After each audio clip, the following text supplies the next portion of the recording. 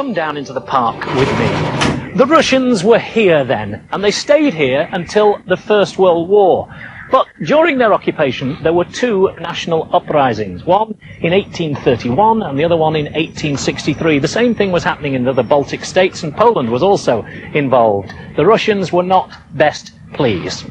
This is Lenin Square, or Lenin Park, and it had a big statue of Lenin. Every town had to have one, and this was said to be the finest of all of them in the USSR. Middle Wallop is not in the USSR, that's why it doesn't have one. Brilliant. Anyway, when they stamped on those that were involved in the uprising, this park was used for something entirely different to what it's being used for today.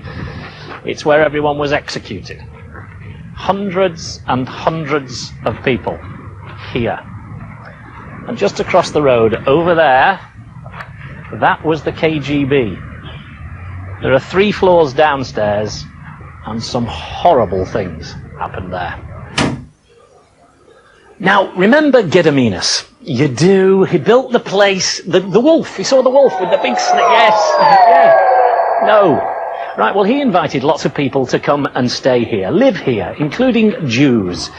In the 14th century, they were just mixing with everybody else, but by the 16th century, they had their own area. And that area grew and grew, mainly because of connections with Poland, of course, which had lots of Jews, and lots of trading was going on.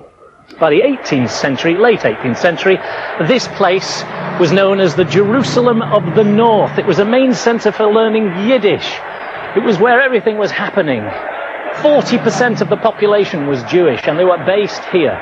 Adolf Hitler in the Second World War had a completely different idea. He put up 2 ghettos, one for the sick and old and one for the able-bodied. Nobody could go in or out without warrants or permits. Everyone was escorted to work. And finally, 11,000 Jews were taken away from here.